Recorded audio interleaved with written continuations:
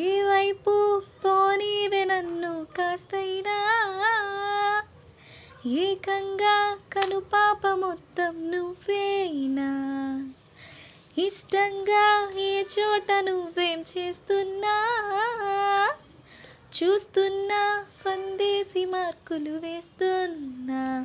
గుండెపై అలా నల్ల పూసల 100 ఏళ్ళు అందంగా నిన్ను మోయాలంటున్నా.